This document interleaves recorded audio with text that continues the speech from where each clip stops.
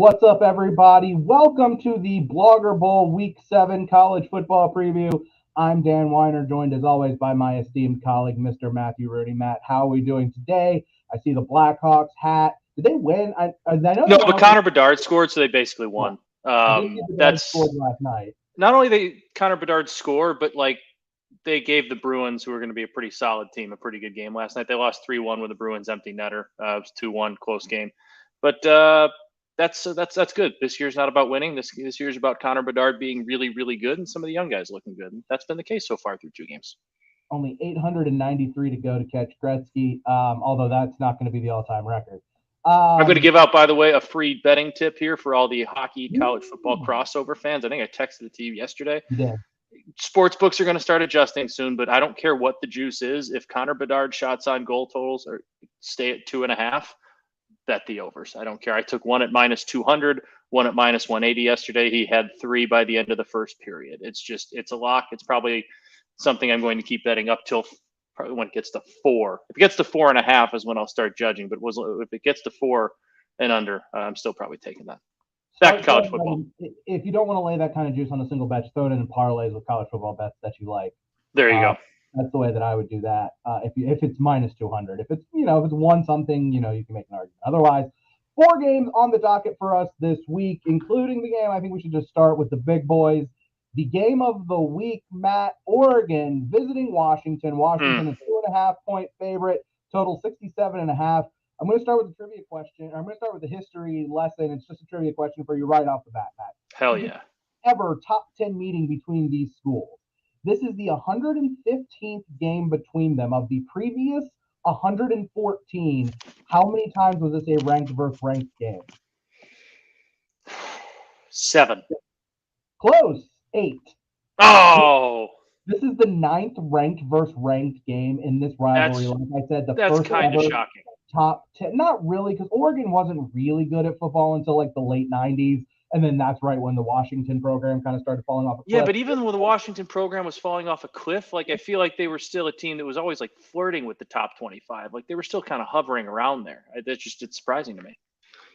So I don't think it's a stretch to say this is the biggest game in the history of this rivalry, particularly the possibility exists now without divisions that these two teams could meet again in the Pac-12 title game. We don't know how the Pac-12 is going to shake out. Last year's game was memorable. Oregon took a 34-27 lead with 4 minutes left, but Bo Nix was injured on that series. Michael Penix Jr. tied the game with a 62-yard touchdown on the ensuing drive with Nix on the sidelines and Ty Thompson in the game. Oregon had a 4th and 1 from their own 34 with 1:26 left. They were averaging 6 yards per carry. So Dan Lanning opted to roll the dice and go from his own 34. Noah Whittington took the handoff, slipped, and fell short of the line to gain. Washington kicked the game-winning field goal, 137-34. Matt, sadly, life is not always a fairy tale. Whittington won't get his shot at redemption. He suffered an injury against Colorado. They announced this week that he is likely going to be out for the rest of the season. I have 2 paragraphs worth of notes here, so I'll defer to you here to start us off. What are your expectations before I talk even more and just gab about this game? I mean, just my expectations are for this to be a really fun, good, entertaining football game. It's kind of a team or a battle of 2 contrasting styles, but also for the first time, it seems like the top 2 Pac-12 teams have really, I don't want to say really good defenses, but really capable defense. I know last year, Utah won the Pac-12. Their defense wasn't your characteristic, prototypical Utah defense. They're a little bit more gettable than last year. Oregon's defense has been very good so far this year, and Washington has more dudes on defense than they usually have. So these offenses are probably going to get theirs, granted in different ways. I mean, Bo Nix is really good, but Oregon, if they're going to have it their way, they're going to try to probably run the ball, control the clock a little bit more, whereas Washington is going to try and throw the football all over the yard and let Michael Penix Jr. be the best player in the field. Both offenses are going to make their plays. I think it might sound cliche for big games like this, but I think it's going to come down to whichever defense can get to the quarterback more often and take away the football a little bit more. I think these are 2 very good football teams. I think Washington has looked about as good as I thought they would to start the year. I think Oregon's looked a little bit better than we thought they would to start the year. I think there were a few more questions to be answered for them, and I think they've answered those so far with flying colors. But man, this is this is a huge test for both teams. And if I'm just kind of hoping we get something like we got last year that comes down to the end, because this is going to be a really good football game. Again, they say styles make fights, and I think this one kind of has the contrasting styles to make a pretty entertaining fight. But it's going to come down to which defense I think can take the football away once or twice. So this is an interesting game because I think both teams will have a chip on their shoulder coming in. We talked about last year's game, Oregon losing the way they lost at home. I'm sure the motivation is there, and there's going to be a little bit of extra juice for them. But Washington, I think, also has a chip on their shoulder coming in because there's this perception that Washington is just a finesse team. Their defense was a liability last year, and the one real question facing this year's team is how are they going to hold up against a physical offense? Oregon is number one in the country in rushing success rate. Washington 101st in rush defense success rate. There's a metric called line yards, which is what it sounds like. It attempts to measure the number of rushing yards which are attributed to the offensive line. Oregon is first in the country in line yards. Washington 118th in defensive line yards. Also third downs vital in this game. Oregon ninth in the country in third down conversion rate. They convert 52%. Washington allows 41 conversions on third downs, 41.25% of the time, which is tied for 86, which is a long-winded way of saying there are numbers to suggest that Oregon has the ability to lean on the Washington front, wear them down, and play keep away as much as possible to try to take the crowd out of it. But I have a hunch that Washington has heard the noise over the past 2 weeks and will be out to prove that wrong. These are just two great offenses. Oregon has the better defense on paper, but like I said, I think there's some motivation on the Washington side. I want this to be a banger. If it stays Washington, if I had to make a pick, if it stays, it's to me, it's going to be whatever side of three this ends on. Yeah. So what was the line again? I'm sorry if you missed it at the beginning. Washington minus 2.5. If it's 2.5, I'd probably take Washington. If it's 3.5, I'd probably take Oregon. At 3, I'd probably take Washington. I guess. I mean, it feels a push is very likely. A lot of the comes there at 3. Do we want to do Notre Dame next, Matt, or do you want to save that for the end? We can do it now. That doesn't matter to me. We can go with them next. All right, we will keep going in another big game for a Pac-12 team on the road in South Bend. Notre Dame, a 2.5-point favorite over USC. The total 60.5. This is the resistible force versus the movable object, that being Notre Dame's offense against USC's defense. That feels like that side of the ball is going to determine who wins this game. Can Notre Dame sustain drives?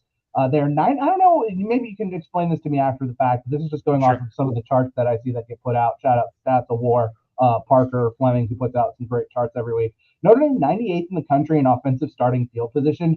Can USC force Notre Dame into second and third and long? Notre Dame's strength on offense has been staying ahead of the chains. They are 6th in early down EPA and 80th in late down success rate and 80th in third down conversion percentage.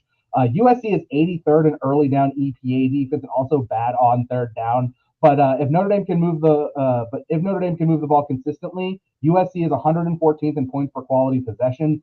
I've talked about a lot how I'm still waiting to see that it factor from if Notre Dame's got a guy who can beat USC deep. I mean, I think the game plan is pretty simple when you play Notre Dame, but you just got to try to keep everything in front of you. You got to play. You can play 8 in the box against them, shut down the run game, and just dare their receivers to beat you deep. That said, I don't know if they can do that, but what you can do, I think, if you're Notre Dame, is get the ball out quick and force USC to make tackles in space, because I think that's also an area in which the USC defense struggles.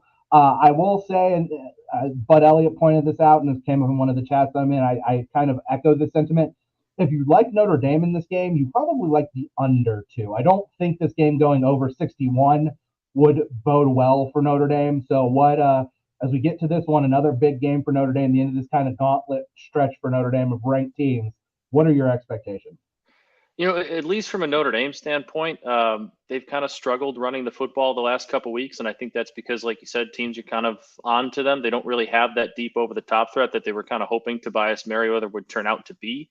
He just hasn't been that so far this year. And that might have something to do with the injuries in the wide receiver room, but for whatever reason, he hasn't been that. If I'm Notre Dame offensively, I think you need to get a little bit more creative in ways which you try to run the football. One of those, like you said, get the ball out quick. Get the ball out to Rico Flores quick on the edge. Get the ball out quick to Jaden Greathouse or Tobias Merriweather, whatever, on, quick screens out to the left, quick slip screens, whatever. I also think another way that you want to try and get creative in running the football is getting 2 back sets with Jeremiah Love and Audric Estime in there, because you said, and I agree with it. Getting the ball out in space to your playmakers is a good idea.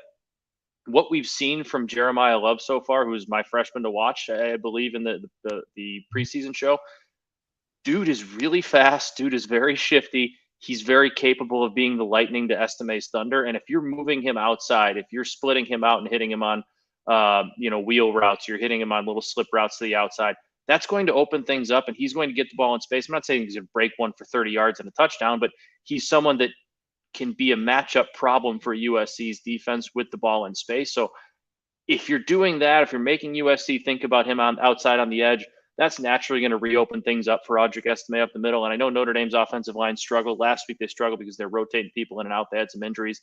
Marcus Freeman said they're supposed to be at pretty much full strength this week. They're not expecting rotations at the guard positions where they had to rotate last week. That's going to open things up for Audric Estime to kind of go back to doing what he does, pound the ball in between the tackles. And this USC defense, it's not Duke's defense. It's not Louisville's defense. It's not Ohio State's defense. This has to be a get-right spot for Notre Dame and their offensive line. I mean, we just talked about contrasting styles in the Oregon-Washington game, where Oregon obviously can do both, but they're going to be a little more try and control the ball, pound the ball, take advantage of that defense. That has to be Notre Dame's mindset here, because if you can do that, if you can get the ball out quick to Jeremiah Love and he's a problem in space, and then you can run power, you can run counter with Audric Estime in between the tackles, that's going to make them kind of respect that a little bit more. And then that just opens things up for your receivers downfield. And I still think Notre Dame has some talent. It has some talent in the receiver room. I just think it's very young, raw, and undeveloped, and being asked to do a lot more than it's capable of right now. And the way to open things up for them is to not ask them to do too much. It's to get them in one-on-one situations and say, go beat your man. And when you're going up against a defense that isn't all that much like USC's defense is, that's going to create some opportunities for them. So getting the ball to Jeremiah Love in space, having Love and Estime on the field at the same time, I think is something they should look into doing, because those are the two best offensive weapons right now. And you need to get creative. You need to find ways to get them the football. And then offense, I mean, the other side of the ball, we know Notre Dame has pretty solid defense. They got a little undisciplined against Louisville. They were on the field the whole time, but that's a pretty darn good defensive unit. USC is a pretty darn good offensive unit. Both of them will probably get theirs at time throughout that battle. It's going to come down to the other side of the football: Notre Dame's offense versus USC's defense. Yeah, I mean, it's just hard for me. There's a scenario, and I don't want to put this out into the universe. I'm sorry. It's okay. Scenario where this goes very poorly for Notre Dame. Oh, very much so. Scenario where USC bows up on defense, and then this is a blowout for Notre Dame, or Notre Dame gets blown out. And I don't necessarily think that's going to happen. I'm also done trying to anticipate what kind of mindset USC is coming into a game with. Granted, they looked really, really good for 2 quarters against Colorado. Then they just fell asleep, and I don't know. They've been bad for the last 6 quarters, plus overtime. I mean, they were bad against Arizona State. They should have lost to Arizona if Jet Fish knew the rules of overtime and had any balls. Is this going to be finally the game where they step up and say, okay, well, we're going to do this, or maybe it's just not there? Who knows? But this is the beginning of the gauntlet for them. We're going to find out a lot. You got to keep an eye on that. I know when people are making fun of that one clip of the coach with the water, whatever, the power washer. Well, not a power whatever sprinkler, but that weather is very likely going to be a factor this weekend. I know it's not supposed to be great in the Midwest, and if that weather is what USC was partially preparing for, then that could be a rough night for them too, for that offense as well. That kind of feeds into what Notre Dame's going to want to do and what they're going to want the game to look like. But that's, again, USC. It's not saying USC can't win a bad weather game, but that's just something that you're going to have to factor in. So the last time, I haven't looked today, when I looked yesterday, it looked like the rain that's headed towards the Midwest is going to taper off around kickoff, but wind might be a factor. There could be gusts up to 25, 30 miles per hour. We'll see. One other thing, I'm going to circle back for a second on the Washington-Oregon game, because I forgot to mention this. Obviously, the Heisman Trophy is something that people really enjoy betting on, and Dylan Gabriel made a big push for it on Saturday against Texas, and he's become a very popular bet. If you think Washington's going to win this game against Oregon, and you haven't bet Michael Penix Jr. to win the Heisman yet, and you want to get involved in the market, I think you can do that in lieu of betting Washington to win this game. Yeah, that's solid. We've talked about how much of a gauntlet this conference is, but I'll say this. So the rest of Washington's schedule is Arizona State at home, Stanford on the road, USC on the road, Utah at home, Oregon State on the road, Washington State at home. So their road games are Stanford, USC, and Oregon State. Stanford's a disaster. They'll win there. USC is obviously going to be the big game. We know that. But I will say the Coliseum is not the most intimidating road venue in the world. Arizona just went in there and almost won. Right. Corvallis is definitely a cauldron and will be a cauldron again with all of the politics and everything going on with the dissolution of the Pac-12. That's going to be a tough game. And I know the Apple Cup is a rivalry game, but it's a home game still. Like, as far as in Utah, it's just way different at home than they are on the road, and we still don't know what's going on with Cam Rising. So, like, I'm starting to see the picture of if they look really good, if their defense plays well against, or reasonably well, I think Oregon's going to get there. We know that. But if their defense is not a disaster and shows some fight, at least enough fight in that game to help out the offense, which we also know has been pretty good, I think there's a case that if Michael Penix Jr. has a big game against Oregon, he should be a massive, massive favorite to win the Heisman Trophy going forward. And I mean, obviously, that November 4th game against USC is going to be a big one, but he's just going to have, he has that game, he has the Utah game, he has the Oregon State game, the Washington State game, and then possibly the Pac-12 title game to really to really put up numbers and have a high-profile game. If you look at, say, a Dylan Gabriel, he's only really got whoever they play at the Big 12. He's got one game left, pretty much. Yeah, it's pretty much it. A game they're going to lose. If you like, I would agree with that.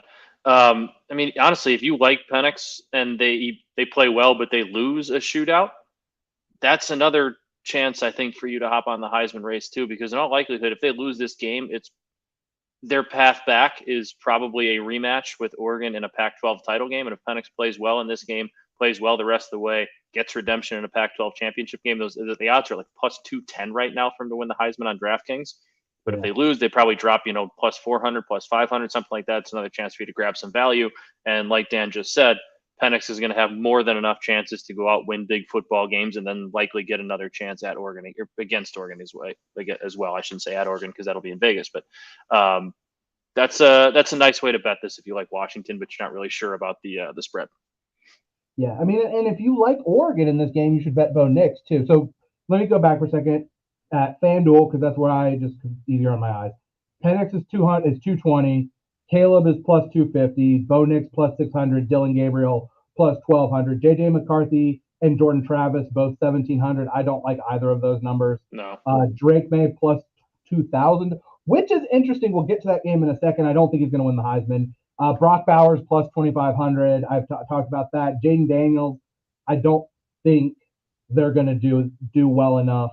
I don't think their defense is good enough to win enough games for them. Carson Beck and Quinn Ewers are both 45, and I'm not enamored with either of those guys at those numbers. I talked about why I think Carson Beck.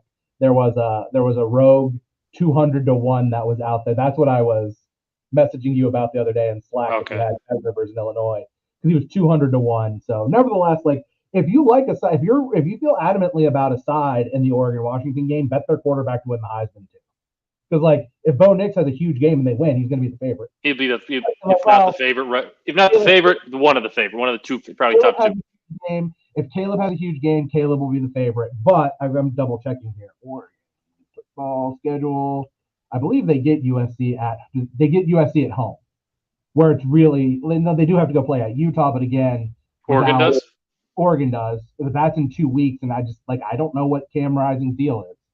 Like they're going to be really tough to beat. It's weird that we still don't know what Cam Rising's deal is, and not to go off this subject, but I mean, no, it's just starting to get to the point where I just don't think he's going to play this year, which is which is too bad. I've gotten, and I don't know if that means he'll use I don't know if he can use a medical red shirt or what the deal is, but I hope he can.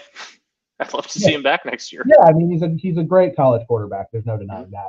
The other two games on our list this week feature teams that played each other, but more importantly are coming off of tough losses. Miami hits the road to North Carolina after the debacle this past week at home against Georgia Tech. North Carolina, a 3.5-point favorite. The total is 57.5. North Carolina coming off their best performance of the season against Syracuse. They were dominant on both sides of the ball against a good but not great team. And that's kind of the question I have. North Carolina's defense has been significantly better this year. They finished 105th in defensive SP plus last year. They're 42nd so far However, for the first time this season, North Carolina will be at an overall talent deficit. The best offense they've played so far was South Carolina, who does have some potency, but that was the season opener. And Mhm. UNC completely overwhelmed South Carolina's offensive line. Miami only allows sacks on 3.3% of dropbacks, which is the 17th best rate in the country. So this is going to be a step up in competition for North Carolina. Miami, I'm not too worried about there being a residual hangover effect for the Georgia Tech from the Georgia Tech game, because even if they had won that game, it seems pretty clear that they might have looked past Georgia Tech to this game. So I don't think the focus changes. Obviously, they'll probably be a little bit angrier, but I don't really think that's going to matter. I just think that North Carolina's offense is good enough to score on anybody. I think Miami's offense is good enough to push North Carolina for the first time this season. The total's 57.5. So the first bet that I will give out, I actually got it at it's 57.5 now. I got it a 56.5 yesterday on the total here. I like this game to be higher scoring than I think the books think it's going to be. Yeah, I like an over here, and Drake May's been solid this year, but Drake May hasn't really had to go out and win North Carolina a football game against a good football team. And I'm hoping that this is finally the case here, because like you said, Miami was clearly in a look ahead spot last week. There is a chance with that head coach and that team and kind of that I don't want to say community fan base maybe, that there is a little bit of a hangover into this game, and they're still a little bit upset about the way they lost to Georgia Tech. But Tyler Van Dyke's shown that he's a pretty good quarterback. He's having a very good year, and I think they're going to be able to score the football as much improved as North Carolina's defense has been this year. I'm looking forward to Drake May kind of finding. I know they had the App State game going to double overtime, but like North Carolina was a better team than App State. It's not like he had to go out and beat a very good team and a very good quarterback. I'm looking for Drake May to go out. Again, he's been fine this year. Spencer Rattler was not very good in week one, and Spencer Rattler is either a good quarterback or a terrible one. There's really no in between. And week one, we kind of got the terrible one. I'm looking forward to seeing this one to kind of turn into a duel and seeing if Drake May can go out and win North Carolina that football game. Because again, been fine this year. Numbers are fine, but like this could be we're talking about Heisman bets. This could be a Heisman type insertion into the race for Drake May. If he goes out and throws for 4 touchdowns, no interceptions, wins a shootout against the Miami team, 38-34, and he looks really good and he's the guy. This kind of needs to be his coming out party for me if I'm going to take North Carolina seriously in the ACC as a team that can, beat a Florida State. Yeah, so I was trying to look for something, and here's a couple of ideas I'm going to throw out to you, and I love your ideas, Dan. I'm on board. I'm not saying I'm on board with these ideas. I'm just going to throw them out there, and then I will explain why I think that it's worth talking about. These are both on FanDuel and states where you can bet these kind of things, so not mine, but nevertheless. To go undefeated in the 2023 regular season, North Carolina plus 600, and to make the college football playoff, North Carolina plus 1,000. Now, it's a little too early for me. Now, obviously, these odds are going to change a ton if they win these games, if they win on Saturday. But if their defense looks really good against Miami, the rest of their schedule this year, they play Virginia, Georgia Tech, which, hey, you don't want to underestimate. You can't look past Georgia Tech anymore. The Campbell Fighting Camels, Duke at home, at Clemson, and then NC State. I think the only games that you would probably be super concerned with, Duke's a rivalry game, that's at home without Riley Leonard. North Carolina State, I'm just not buying what Dave Doran is selling at all. So it comes down to whether or not you think North Carolina can win at Clemson. And if their defense really looks like they have improved, like if their defense shows again that they are matching up with what the metrics are bearing out, how their defense has looked against bad offenses, this is a team that you do kind of have to start to take seriously as a potential playoff contender, just because it feels like if they win on Saturday, it's beating Clemson and beating Florida State. I mean, obviously, it's if they go, they're going to. You're betting them at essentially plus 1,100 to beat Miami, beat Clemson, beat Florida State. 10-1 to beat Miami, beat Clemson, to beat Florida State. 6-1 to beat Clemson and to beat Miami. So, yeah, I mean, I don't believe. I'm not there yet, but if I could see how somebody would be. I'm not quite there yet. I love Drake May. I think he's a very good quarterback. I need to see it.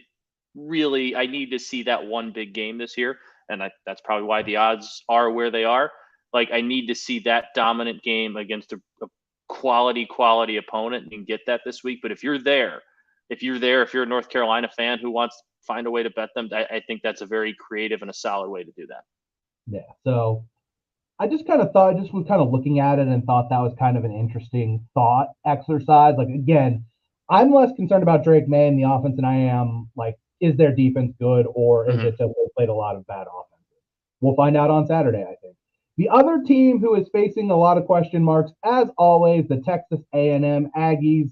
As usual, a team that just continues to find ways to lose games. They hit the road to Knoxville and Rocky Top, where Tennessee is a 3-point favorite. The total 55.5. This is going to be about who can finish drives better. A&M 102nd in points per quality possession. Tennessee 113th in points per quality possession, which is kind of surprising.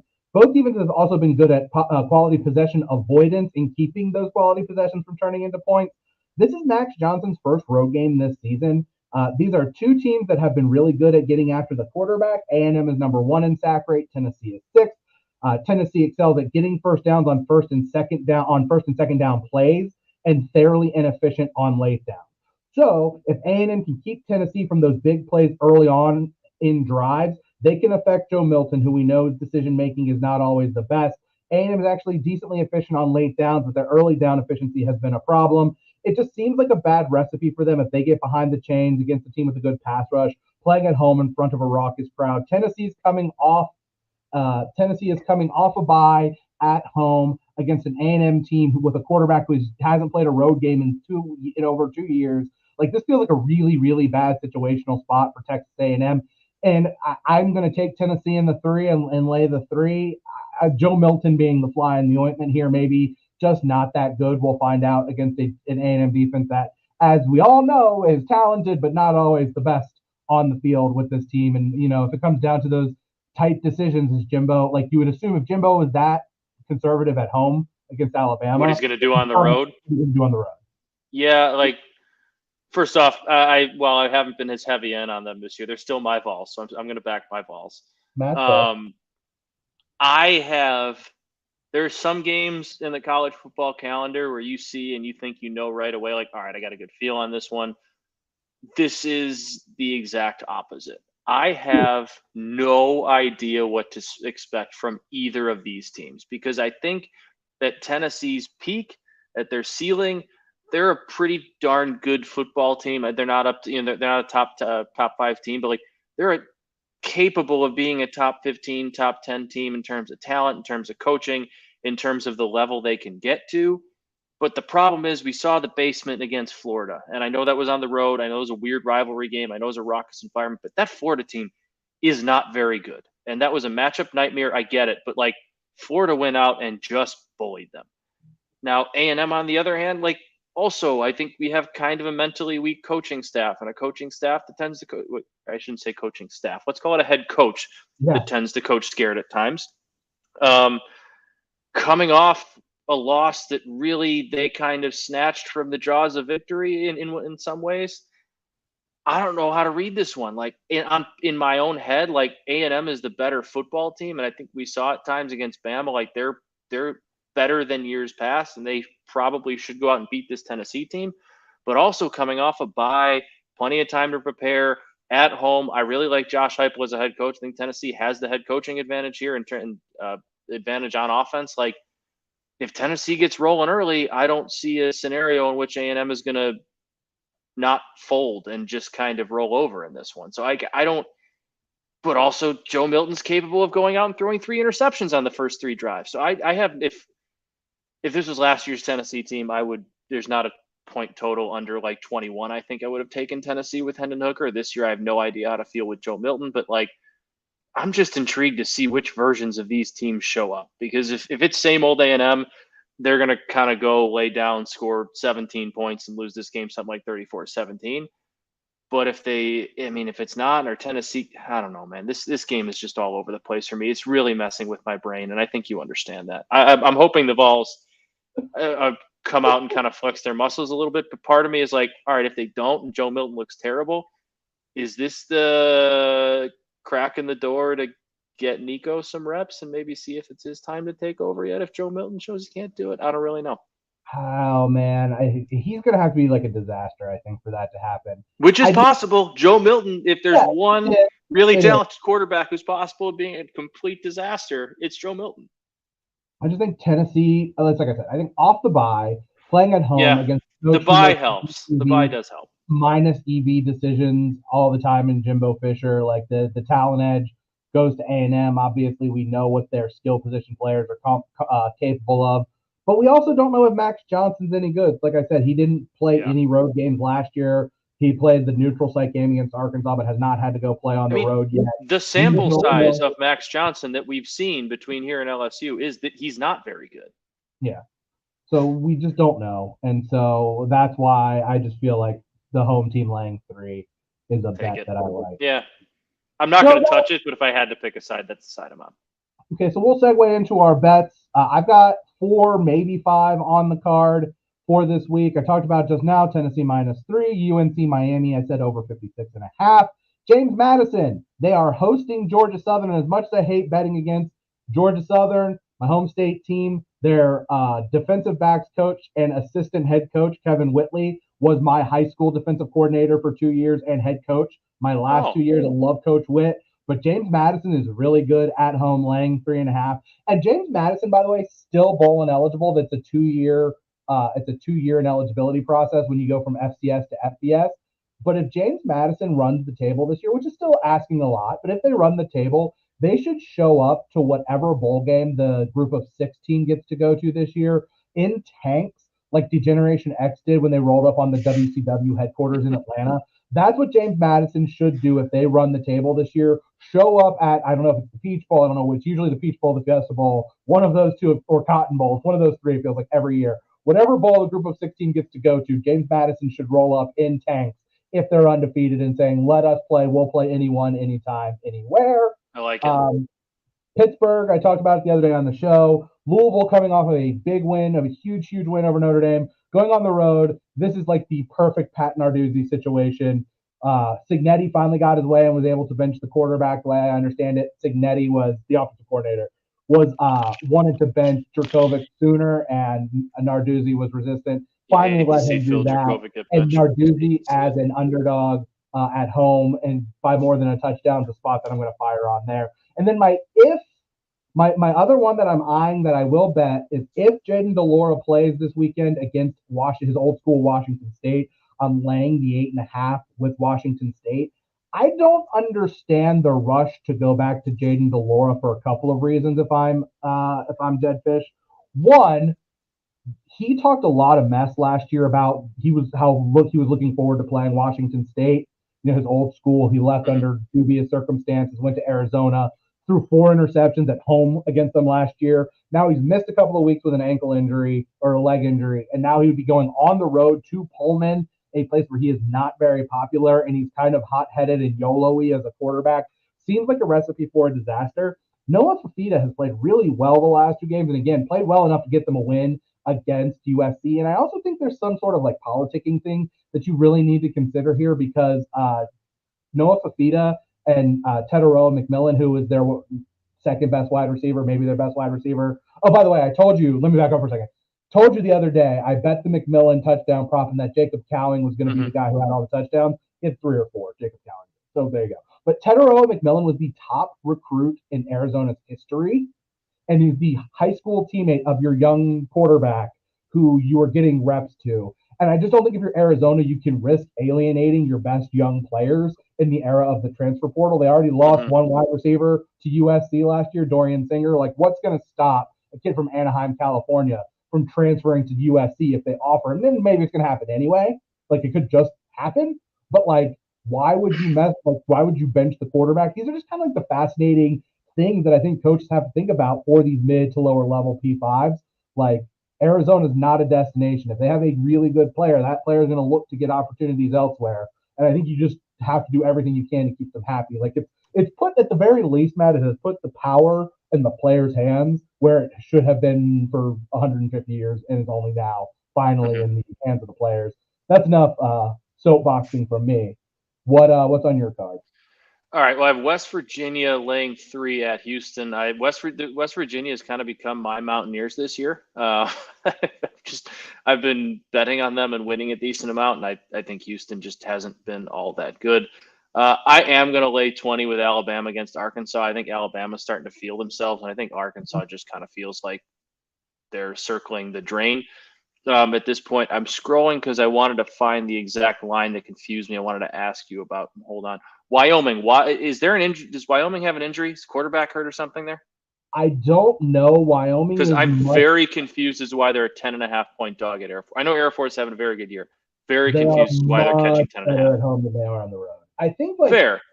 yeah, I think that's it. I think Wyoming is what, like 5-1? Yes. Let me bring up the Mountain West standings. Someone pointed this out the other day. They are 5-1 with a. I guess they haven't really played on the road outside of the game, other than the game at Texas, which they gave Texas a battle for 3 quarters. The reason, Matt, is because they are 5-1 with a plus 12-point differential, and Air Force is 5-0 with a plus 127-point differential. Fair. I'm going to take Wyoming plus 10.5 still because I think that team is playing good football this year. And if they're winning with that type of point differential, it just might be kind of their year to win those types of football games. I'm going to take the Miami, North Carolina over 57.5. Duke's laying 3, and I think at home against North Carolina State. Do we know Riley Leonard? Is he? I assume Riley Leonard. With or without Riley Leonard, I'm still taking Duke. I think they're just a much better coach team, and I'm kind of out on NC State this year.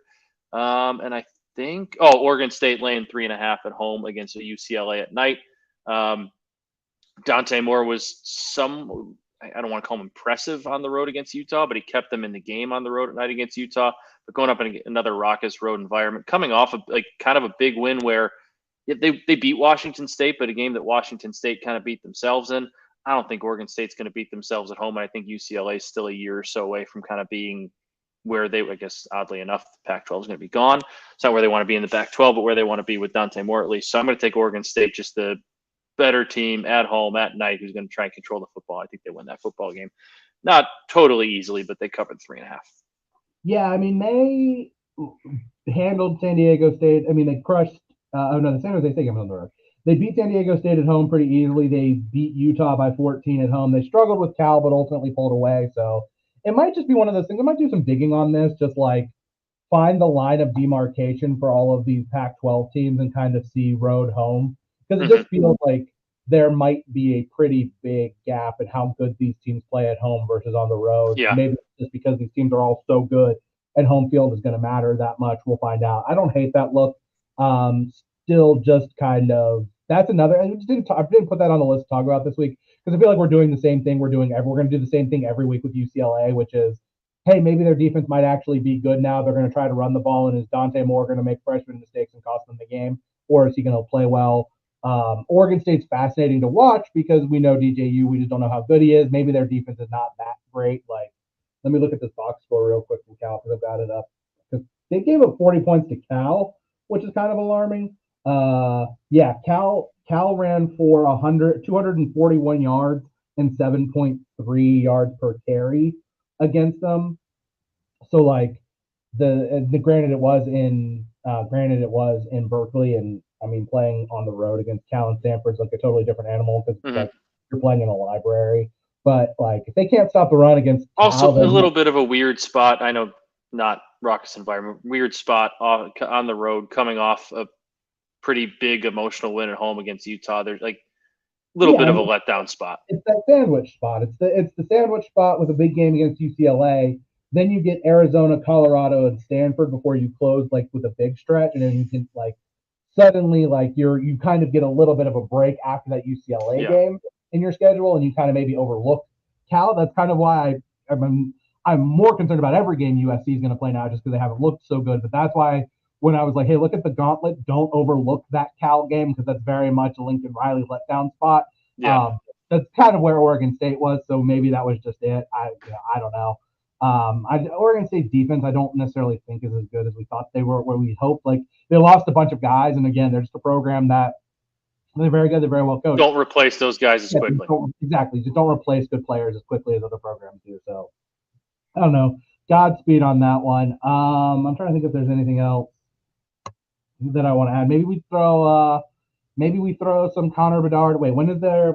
I'm doing this on. This is great. Shots on goal totals are not up yet for Saturday's game, as far as I've seen, unfortunately. So there you go. Whenever those pop, so find a late game that you like on Saturday night, and throw that in there with a throw Connor Bedard shots on goal prop in with any if they let you in your book of choice with a result in any of the games that you like tonight. That's the Blogger Bowl's bet of the week.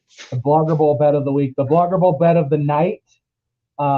Phillies money line tonight. There's no reason why the Braves might win, sure, but there is no reason the Braves should be favored tonight. Are they favored? I guess the pitching matchup, but I guess the Phillies already won this pitching matchup. I was going to say the Phillies won this pitching matchup 3-0 on the first game of the series in Atlanta. Yeah. I don't think the Braves should be favored. They might win, but as long as we can get Phillies at plus money at home in a playoff game, it's probably worth a little sprinkle. It's probably worth taking. Yeah. It's probably worth a sprinkle regardless of who the competition is. So there you go. That's our bet for the night. Go Connor Bedard. Go Braves. Go Notre Dame. Go Texas. Enjoy the bye week. Oh, the last thing, I'm going to bring this up real quick. They announced two things. Danny Stutzman, the linebacker from Oklahoma, has a new teacher. I guess this was part of his pregame speech. I don't know, but he had this line, and he said the only thing that Oklahoma fears is God, and Texas fears Oklahoma.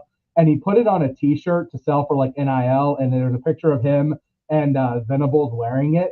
And remember when I talked about how Oklahoma was the team with all the motivation going into the game on Saturday, and how Texas was the team with all the motivation going into a rematch in December?